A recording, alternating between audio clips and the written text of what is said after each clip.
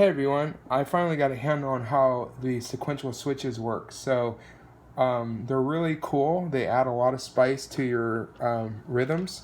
So what I'm going to show you is a demo of a patch I created with my no coast, my O control. It's kind of like the poor man's music easel. And then I'm using the mimeophone for effects for like a delay repeater. It's pretty awesome. And then I'm using my Erica Sense filter, and I'm using Bionic Luster. And then the sound sources, the way a switch works is you have different types. This one is a quad switch, so it has one output. It's kind of hard to see. I need to work on my patching so it's not patch spaghetti, but I'm a beginner, so I can make mistakes. So the way it works is you have your trigger source. Trigger can be a sequencer, a clock, or an LFO. So I use those in different examples. And right now I'm using my O control for the trigger. And then you have what's called res in, which is retrigger, I think. And that kind of just does like a pause on the last note from the last sound source. I tried that and didn't really sound that good, so I don't use it most of the time. Then you have your, I wish they would improve their icons. They're so damn confusing. 0/1. Come on, Doepfer, you can do better than that. They're confusing, but probably because it's a small module. So that's the output. And then, so it's kind of like a cross between a sequencer and a mixer. It's like a cross between a 4-step sequencer and a mixer in terms of how it works, because it kind of basically plays each source plugged into it. And so here, the output is going to my mixer, my mix-up. Then I have the inputs. I have the different sound sources. I have the O control and for the sequencer and the no coast. And then I have the different sound sources. And then I have the sequencer going with a pattern. So what's cool about this is it will play through each one, and then you can create different patterns based on this. So right now it's going through all 4 steps, but if I flick the switch to the left, it only goes through the first 3 notes. If I flick it back, it goes through all 4 notes. Now if nothing's plugged in, it creates a rest. So you can do that, and I'll show you how it works. And then if you go to the right, it just does back ping pong between the first 2. So let's have a listen, and I'll show you some examples.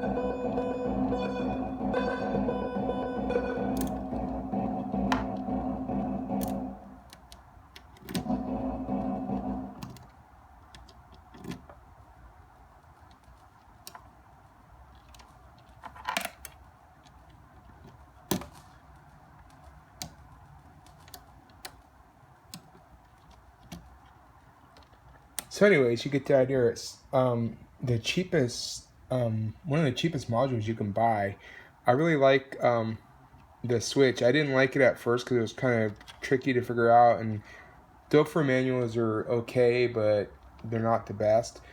So yeah, but this is one of the cheapest switches. I think it's probably the cheapest module I bought so far. It's only like $80 compared to like a voice module or something. There's other switches you can get that are really nice that do a lot more. They do like 8-way. Erica Synths has one that's really nice that does like a bunch of extra things. AOM Busy Circuits has the Boss bow tie or whatever they call it. There's two versions. And then I think there's other ones that are really fancy, but they're 2 and 3 times the price. And for me, I like simple because I'm new to modular, so I didn't want to spend $200 or $300 on a switch. I just want to learn how a switch works. And what I hear is having a few of them is great because you can mix them up. You can switch the outputs to different locations, so it gives you a lot of variation in your patching. So I think with a clock and a switch and effects and lots of modulation and so forth, Quadjax is really good too. You can do quite a bit in a small setup for like self-generated patches, which is really what you want. You don't want to have to be messing with it. But for live performance, this works pretty good because you can switch between different modes and not do any menu diving. I like Pamela, but there's kind of a lot of menu diving you got to do, which is kind of you got to set up your patches ahead of time. But it's a great module. Anyways, hope you enjoy this.